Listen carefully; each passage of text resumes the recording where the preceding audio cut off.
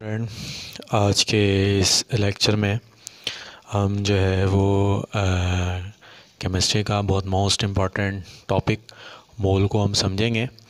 और ये टॉपिक इसलिए भी इम्पॉर्टेंट है कि आगे जाके हम केमिस्ट्री का जो चैप्टर नंबर 1 के न्यूमेरिकल्स जो है वो हम करने वाले हैं, उसके अंदर ये जो टर्म है ये बहुत ज़्यादा जो होगी वो इस्तेमाल होगी और उसके लिए इसको समझना बहुत ज़रूरी है। तो पहली चीज़ स्टूडेंट याद रखें कि ये जो आपका मोल वाला जो टॉपिक है ये 9th क्लास में भी आपको पढ़ाया जाता है, लेकिन स्टूडेंट जो है वो बहुत ज़्यादा इसके ऊपर जो है वो तवज्जो नहीं देते, न्यूमेरिकल्स की तरफ इसको याद कर लेते हैं। इसका बुनियादी कॉन्सेप्ट क्या है, इसको हम यूज़ क्यों करते हैं, ठीक है, इसकी प्रॉपर डेफिनेशन क्या है और इसका बुनियादी तौर पर कॉन्सेप्ट क्या है, तो वो आज की क्लास में हम जो है वो इसको सीखेंगे। और फिर उसको सीखने के बाद जो है वो हम इस काबिल हो जाएंगे कि हमारे पास जो फर्स्ट ईयर केमिस्ट्री के जो न्यूमेरिकल्स हैं उनको जो है वो हम करने के काबिल हो जाएंगे। सबसे पहले देखें, पहला सवाल ये है कि मोल है क्या। तो पहली चीज़ तो याद रखें कि मोल बुनियादी तौर पर जो है वो आपके पास जो है मोल एक जो है वो काउंटिंग यूनिट है, काउंटिंग यूनिट है। अब आपके जहन में सवाल आया है काउंटिंग यूनिट क्या है, इसको अब मैं आपको समझाता हूँ। जैसे मिसाल के तौर पर हमारे पास कुछ नंबर्स हैं 1 2 3 4 5 6 7 8, इस तरह करके जैसे ही हम जो है वो 12 पे पहुँचते हैं, तो जैसे ही हम 12 पे पहुँच देते हैं तो हम कह देते हैं कि भाई हमारे पास जो ये 12 है, अब इस पूरे 12 को लिखने की बजाय हम ये कह देते हैं कि 12 इज इक्वल टू 1 डज़न। ठीक है, अब देखें ये जो आपके पास डज़न है, ये डज़न बुनियादी तौर पर जो है आपके पास क्या है, एक मेजरिंग यूनिट है जिसके ज़रिए आप क्या कर सकते हो, आप मुख्तलिफ़ चीज़ों की जो क्वांटिटी है उसको रिप्रेजेंट कर सकते हो। ठीक है, अब आप जो है वो आगे चलते हैं और जैसे ही आप आगे चलते हैं आप जो है वो यहाँ तक पहुँच जाते हैं। तो ये जो आपके पास नंबर है, इस नंबर को जो है वो आप नाम दे देते हो किसका, 1000 का नाम दे देते हो। इसको नाम दे देते हो किसको, आप 1000 का नाम दे सकते हो। इसी तरह से जब आप और आपके नंबर बढ़ते हैं और आप जो है वो लैख की तरफ चले जाते हैं, यानी 10 पे पावर 5 आ जाते हैं, तो 10 पे क्या और 5 पर जैसे ही पहुंचते हैं तो आप इसको जो है वो नाम दे देते हैं किसका, लैख का दे देते हैं। फिर 10 पे पावर 6 की तरफ चले जाते हैं तो फिर जो है वो आपके पास जो होता है आप इसको जो है वो मिलियन का नेम दे देते हैं। ठीक है, और इस तरह आपकी क्वांटिटी क्या होती रहती है, बढ़ती रहती है। तो जैसे जैसे आपकी क्वांटिटी बढ़ती है तो उस क्वांटिटी को आप कोई ना कोई जो है वो नेम देते रहते हैं। अब सवाल ये है कि ऐसा आप क्यों करते हैं। ठीक है, अब फ़र्ज़ करें आपके पास जो है वो रुपीज़ थे, अब ये आपके पास जो था वो 1000 था, तो अब इसको अभी भी कह सकते थे कि ये भाई 10 है, क्योंकि 10 अगर 100 मिलेंगे तो 10 100 मिलने के बाद जो है वो आपके पास 1000 आ जाएंगे।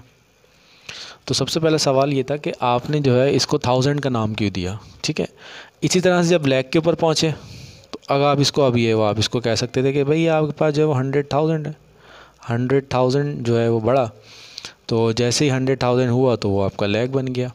अब इस 100,000 को कहने की बजाय आपने जो है यहाँ जो है वो वर्ड यूज़ किया लैख का। तो यहाँ से जो बुनियादी चीज़ आपके समझ में आई वो ये आई कि अगर आपके पास बहुत बड़ी जो है वो एक वैल्यू मौजूद है, उसको हैंडल करने के लिए, उसको रिप्रेजेंट करने के लिए आप एक जो है वो नाम जो है वो आप यूज़ करते हैं। और वो नाम क्या करता है कि आपको एक बड़ी जो वैल्यू है उसको हैंडल करने में क्या करता है, हेल्प करता है। ठीक है, और इसकी मिसाल एक और इस तरह समझ लेते हैं। मिसाल के तौर पर अगर आपको जो है वो बहुत सारे अंडे चाहिए, तो आप जो है फ़र्ज़ करें अगर आपको जो है वो जो है वो 200 एग्स चाहिए या कुछ ऐसी एग चाहिए, तो आप ये नहीं कहेंगे कि आपको 200 एग्स चाहिए, बल्कि आप ये कहेंगे कि भाई मुझे जो है वो आप जो है वो 10 डज़न, ऐसे कह देंगे आप 10 डज़न एग्स दे दें, यानी एक बड़ी क्वांटिटी एग्स की चाहिए आपको। तो आप ये नहीं कहेंगे कि मुझे 100 अंडे चाहिए या 1000 अंडे चाहिए, आप कहें 10 डज़न दे दें मुझे, आप 20 डज़न एग दे दें। तो इस तरह क्या होगा कि आपको जो है एक बहुत बड़ी क्वांटिटी को जो है वो हैंडल करना आपके लिए क्या हो जाएगा, आसान हो जाएगा। तो यहाँ तक आपको बात समझ में आ गई कि आपके पास जब भी कोई बड़े नंबर्स आते हैं तो उन बड़े नंबर्स को रिप्रेजेंट करने के लिए आप जो है वो एक छोटी जो टर्म है उसको आप क्या कर लेते हैं, यूज़ कर लेते हैं। ठीक है। अब जैसे मिसाल के तौर पर हमने जो है वो कुछ वाटर लिया। अब जब मैंने इसके अंदर वाटर लिया और वाटर के ज़ाहिर सी बात है वाटर मौजूद है।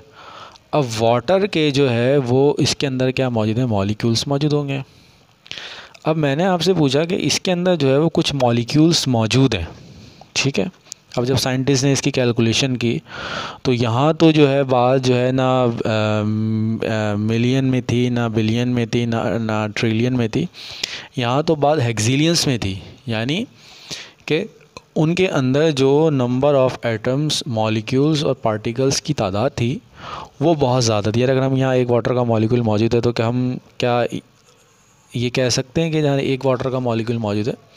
तो साइंटिस्ट ने कैलकुलेट किया तो वहाँ पर जो की तादाद मिली वो हमारे पास जो तादाद मिली वो हमारे पास हमने जो है वो वाटर लिया, वाटर के 18 ग्राम लिए। जब हमने वाटर के 18 ग्राम लिए तो हमें नज़र आया कि उस 18 ग्राम के अंदर जो नंबर ऑफ़ मॉलिक्यूल्स मौजूद थे वो 6.02 इंटू 10 पे पावर 23 मॉलिक्यूल्स हमारे पास क्या थे, मौजूद थे। इतने मॉलिक्यूल्स हमारे पास मौजूद थे। ठीक है। तो हमने क्या किया, इतने मॉलिक्यूल्स को जो है वो बताने की बजाय तो उन्होंने बताया कि अगर किसी भी चीज़ में, यानी कोई अगर आपके पास मॉलिक्यूल है, ठीक है, कोई आपके पास मैटर है और मैटर में ज़्यादा मॉलिक्यूल होगा, एटम होगा, ठीक है, या आपके पास जो होगा क्या होगा, कोई आयन मौजूद होगा। तो अगर आपके पास इतने मॉलिक्यूल्स मौजूद हैं तो उन्होंने कहा कि भाई इसको जो है आप किससे रिप्रेजेंट कर दें, मोल से रिप्रेजेंट कर दें। यानी जिस तरह से मिलियन के लिए 10 पे पावर 6 क्वांटिटी को रिप्रेजेंट करने के लिए मिलियन को यूज़ किया, 10 पावर 9 को रिप्रेजेंट करने के लिए बिलियंस को यूज़ किया, 10 पावर 12 को रिप्रेजेंट करने के लिए ट्रिलियंस को यूज़ किया। इसी तरह से इतने पार्टिकल्स की तादाद को रिप्रेजेंट करने के लिए जो टर्म यूज़ हुई उसको उन्होंने नाम दिया, किसका, मोल का जो है उसका नाम दिया। ठीक है। यहाँ तक आपको बात समझ में आ गई होगी। ठीक है। ये बुनियादी कॉन्सेप्ट था और यहाँ से आपको समझ में आ गया होगा कि आपके पास मोल क्या है। एक आपके पास मेजरिंग या काउंटिंग जो है वो यूनिट है जो बुनियादी तौर पर अमाउंट ऑफ सब्सटेंस को रिप्रेजेंट करता है। किसको रिप्रेजेंट करता है, अमाउंट ऑफ सब्सटेंस को जो है वो बुनियादी तौर पर क्या करता है, रिप्रेजेंट करता है। ठीक है। यहाँ तक आपको बात समझ में आ गई। अच्छा, अब सबसे पहला सवाल जो जहन में ये आया कि फ़र्ज़ करें मेरे पास कार्बन का एटम है, कार्बन के एटम्स मौजूद हैं। ठीक है। मेरे पास जो है सपोज़ जो है वो वाटर के मॉलिक्यूल्स मौजूद हैं। मेरे पास जो है वो और बहुत सारे मॉलिक्यूल्स मौजूद हैं, अमोनिया के मॉलिक्यूल्स मौजूद हैं मेरे पास। तो अब सवाल ये आया कि अगर मुझे कार्बन के 1 मोल चाहिए, ठीक है, तो यहाँ तक तो बात समझ में आ गई कि किसी भी एक चीज़ अगर इतने पार्टिकल्स होंगे किसी भी चीज़ के तो वो 1 मोल के बराबर होंगे। तो इसका मतलब ये हुआ कि अगर मुझे जो है वो 6.0 इंटू 10 पे पावर 23 एटम्स अगर मुझे मिल जाएं तो वो मेरे पास बराबर हो जाएंगे किसके, 1 मोल ऑफ कार्बन एटम के बराबर हो जाएंगे। इसी तरह से वाटर के भी अगर हमारे पास 6.02 इंटू 10 पे पावर 23 एटम्स अगर मॉलिक्यूल्स हमें मिल जाएं तो उसको हम कह देंगे ये हमारे पास जो है वो किसके बराबर है, 1 मॉलिक्यूल के बराबर है, 1 मोल के बराबर है। और इसी तरह से अगर हमारे पास जो है अमोनिया के भी 6.02 इंटू 10 पे पावर 23 मॉलिक्यूल्स आपको मिल जाएं तो हम कहेंगे कि ये भी हमारे पास जो है वो किसके बराबर है, जो है वो 1 मोल के बराबर है। ठीक है। ये आपको बात समझ में आ गई। तो एटम हो, मॉलिक्यूल हो या आपके पास कोई आयन मौजूद हो, ठीक है, उसके अंदर अगर इतने मॉलिक्यूल्स होंगे, एटम्स होंगे तो वो बराबर होगा किसके, 1 मोल के। इसको एग्जांपल से और समझ लेते हैं। यानी अगर मेरे पास जो है वो 12 एग्स मौजूद हैं तो मैं अब 12 एग्स नहीं कहूँगा बल्कि मैं सिंपल सा उसको नाम दे दूँगा किसका, 1 डज़न का जो है वो उनको नाम दे दूंगा। यहाँ तक आपको बात समझ यानी अब 12 एग लिखने के बजाय जो है वो 1 डज़न। अगर 24 एग्स अगर मेरे पास मौजूद हैं तो मैं इसको जो है वो कहूँगा कि भाई मेरे पास 2 डज़न एग्स जो हैं वो मेरे पास जो है वो मौजूद है। यहाँ तक स्टूडेंट आपको मुझे उम्मीद है कि ये बात जो है यहाँ तक समझ में आ गई होगी। अच्छा, अब सबसे पहला सवाल ये है कि अब मुझे 1 मोल चाहिए कार्बन का। क्या मैं जाकर जो है वो इतने एटम्स गिनूँगा? अगर मुझे 1 मोल वाटर का चाहिए तो मैं जाके क्या इतने मॉलिक्यूल गिनूँगा? या अगर मुझे जो है वो अमोनिया के 1 मोल चाहिए तो मैं क्या इतने मॉलिक्यूल्स बैठ के गिनूँगा? ये तो मेरे लिए इम्पॉसिबल है, क्योंकि मॉलिक्यूल जो है वो इतना छोटा होता है कि नेकेड आई आपकी उसको ऑब्ज़र्व नहीं कर सकती। तो अब सवाल ये है कि आप जो है उसके लिए क्या करेंगे। ठीक है, ये अब चीज़ आपके ज़हन में।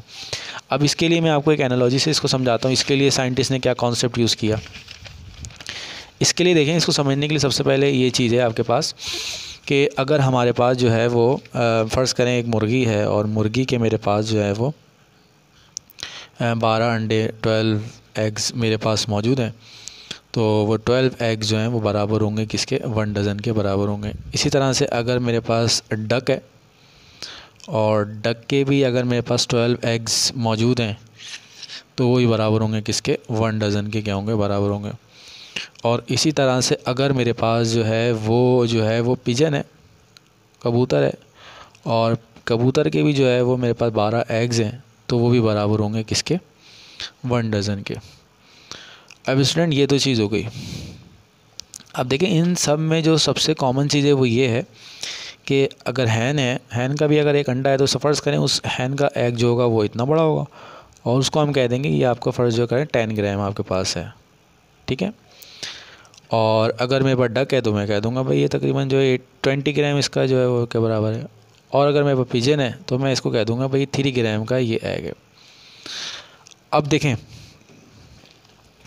अंडा चाहे मुर्गी का हो, अंडा चाहे जो है वो डक का हो, चाहे पिजन का हो, अगर उनकी क्वांटिटी जो होगी वो 12 होगी तो वो बराबर आएंगे किसके? 1 डज़न के। पहली चीज़ तो ये क्लियर हो गई। तो ठीक है, अंडा चाहे किसका भी हो तो वो बराबर होगा, अगर क्वांटिटी 12 है तो वो बराबर होगा किसके? 1 डज़न के। इसी तरह से यहाँ पर देख लें,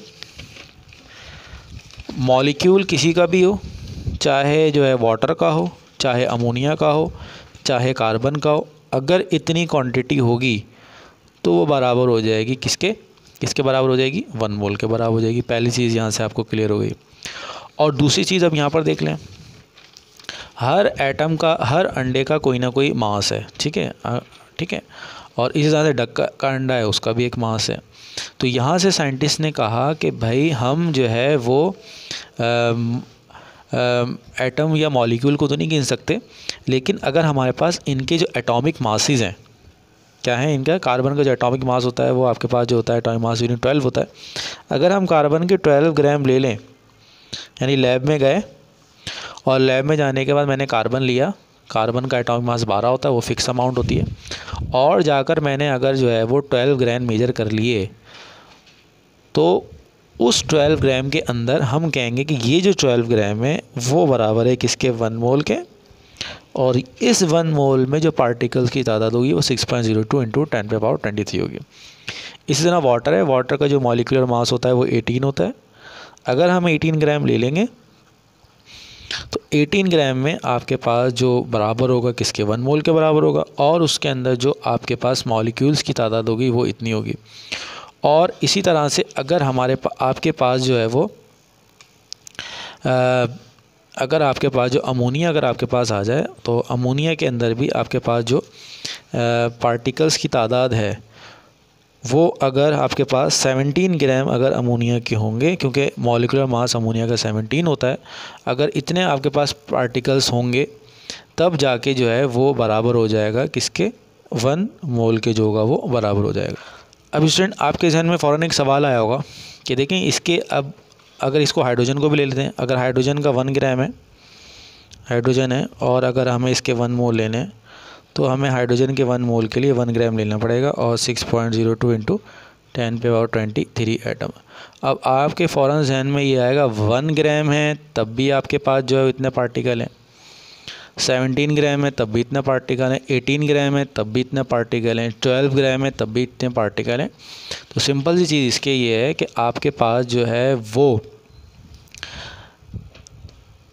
अगर आपके पास मुर्गी का अंडा है, जाहिर सी बात है उसका एटॉमिक मास इसके मास ऑफ वन एग को हम 10 ग्राम कहते थे, इसका एटॉमिक मास 10 ग्राम है। अब जो फ़र्क है वो बुनियादी तौर पर इनके मासेस के अंदर फ़र्क है। मासेस भले ज़्यादा हों, मासेस चाहे कम हो, लेकिन पार्टिकल्स की तादाद जो होगी वो आपके पास अगर 12 होंगे तभी जाके जो होगा 1 डज़न के जो होगा वो आपका बराबर आएगा। तो यहाँ तक स्टूडेंट आपके जहन में समझ में आ गया होगा कि जब भी आपको जो है वो हर एटम का एक एटॉमिक मास होता है, अगर आप क्या करेंगे उस एटम के एटॉमिक मास के बराबर मास ले लेंगे तो वो बराबर हो जाएगा आपके किसके, 1 मोल के बराबर हो जाएगा। अब यहाँ पर देखें एटम है, अब इसकी डेफिनेशन पढ़ लेते हैं मोल की क्या है। एटॉमिक मास, मॉलिक्यूलर मास या फार्मूला मास कहते हैं, जैसे अगर NaCl है फार्मूला मास, अगर आप उसको एक्सप्रेस कर दें किसके अंदर, ग्राम्स के अंदर, देखें ग्राम्स के अंदर लगा दिया, ठीक है। अगर आप ले लें एक्सप्रेस इन ग्राम, मतलब लैब में गए और आपने उसको इतने ग्राम नाप लिया तो वो बराबर हो जाएगा किसके, 1 मोल के। तो इसकी डेफिनेशन लिख लेते हैं, वो क्या है डेफिनेशन, एटॉमिक मास,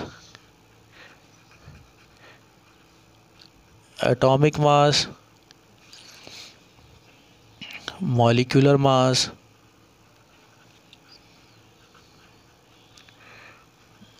फार्मूला मास,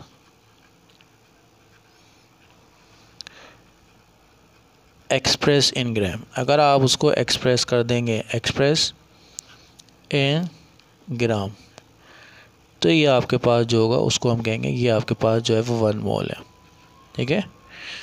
तो मोल जो है अब आपको समझ में आ गया होगा। मोल क्या है कि आप अगर एटॉमिक मास, मॉलिक्यूलर मास या फार्मूला मास को ग्राम्स के अंदर एक्सप्रेस कर देंगे तो वो कह देंगे हम कि ये बराबर है किसके, मोल के। और मोल जो है वो बुनियादी तौर पर यूनिट है किसका, अमाउंट ऑफ सब्सटेंस का, किसका, अमाउंट ऑफ सब्सटेंस का जो है वो आपके पास जो है वो यूनिट है। यहाँ तक स्टूडेंट आपको बात समझ में आ गई, ठीक है। अब मिसाल के तौर पर देखें कि अगर हमारे पास जो है वो सपोज़ कि हमारे पास जो है वो अभी हमने कहा कि 12 ग्राम आपके पास कार्बन है, 12 ग्राम कार्बन बराबर है किसके, 1 मोल के। यही हमने देखा था कि एटॉमिक मास और मॉलिक्यूलर मास अगर हम उसको ग्राम में एक्सप्रेस कर दें तो वो बराबर होगा किसके, 1 मोल के।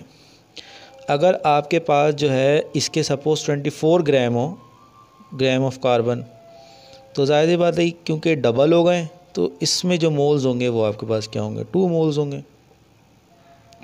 अगर 36 हो जाएंगे तो ये बराबर हो जाएंगे किसके, 3 मोल्स के, ठीक है। तो स्टूडेंट यहाँ पर एक चीज़ देखिए, आपको नज़र आ रहा है कि देखें कि हमारा जो रेफरेंस बना है, रेफरेंस यानी जिसके ज़रिए आप इसको मेजर कर रहे हैं, वो इसका एटॉमिक मास है, ठीक है। तो कार्बन का जो एटॉमिक मास है वो 12 है। तो हमने जब इसको एटॉमिक मास से डिवाइड किया, देखें इसको 12 से डिवाइड किया तो यहाँ पर क्या आ गया, आपका 1 आ गया। इसी तरह से इसको भी आपने 12 से डिवाइड किया एटॉमिक मास से तो वो आ गया 2 मोल्स। इसी तरह से इसको भी 12 से डिवाइड किया तो ये भी आपके पास आ गया 3 मोल्स। तो इसका मतलब ये हुआ कि मोल निकालने का जो हमारा जो फार्मूला बना वो बना मास ऑफ सब्सटेंस, जो भी मास ऑफ सब्सटेंस है वो डिवाइड बाय, किससे डिवाइड करेंगे, जो भी इसका एटॉमिक मास है। अगर कोई एटम हम ले रहे हैं तो उसके लिए जो है हम एटॉमिक मास को यूज़ करेंगे। अगर कोई मॉलिक्यूल है तो उसके लिए हम मॉलिक्यूलर मास को यूज़ करेंगे। और अगर हमारे पास कोई फार्मूला यूनिट है तो उसके लिए जो है वो फार्मूला यूनिट जो होगा वो इसके अंदर हम क्या करेंगे, इसको यूज़ करेंगे, ठीक है। ये यहाँ तक आपने जो है वो सीख लिया। अब स्टूडेंट ये फार्मूला हम देख चुके हैं, अब हम इसके कुछ न्यूमेरिकल्स करते हैं और बहुत मुख्तसर से होंगे। तो calculate number of moles in 36 gram of water, ठीक है, ये हम कर लेते हैं। सबसे पहले हम इसका डेटा बना लेते हैं। डेटा क्या है हमारा? डेटा ये है कि हमने जो है वो मास ऑफ वाटर आपको दिया गया है। मास ऑफ वाटर आपको 36 ग्राम दे दिया गया है, ठीक है, 36 ग्राम। और हमारे पास जो मॉलिक्यूलर मास है वाटर का, वो हमारे पास जो है वो 18 ग्राम है, 18 AMU। और हमें जो नंबर ऑफ़ मोल्स जो है वो हमने मालूम करने हैं। और नंबर ऑफ़ मोल्स का जो फॉर्मूला है वो मैं भी आपको लिखवा चुका हूँ। Number of moles is equal to mass of substance. अब जो सब्सटेंस है वो हमारा वाटर है। अब वाटर देखें हमारे पास जो है वो मॉलिक्यूल है, इसलिए हम नीचे लिखेंगे मॉलिक्यूलर मास, ठीक है। ये आ गया हमारे पास मॉलिक्यूलर मास। और 36 डिवाइड बाय 18, तो ये हमारे पास आ जाएंगे 2 मोल्स जो होंगे वो हमारे पास जवाब के आ जाएंगे। तो स्टूडेंट यहाँ तक जो है वो हमने मोल्स जो है वो निकालना सीख लिए। और इसी तरह से अगर हमें जो है वो calculate number of moles in 100 gram of carbon, ठीक है। अब ये एटम है और 36 ग्राम ऑफ NaCl, ये फार्मूला यूनिट मास है, ये हम निकाल लेंगे। और ले लेते हैं हम 51 ग्राम ऑफ अमोनिया। तो इन सब में देखें आपको जो है वो क्या दिया गया है, आपको मास दिया गया है और आपको मोल्स निकालने हैं। तो स्टूडेंट यहाँ तक जो आपको चीज़ समझ में आ जाना चाहिए वो ये समझ में आना चाहिए कि अगर आपको मोल्स निकालने हैं तो मोल्स निकालने के लिए आपके पास जो है वो फार्मूला जो है वो मास of substance divide by molecular mass, ठीक है।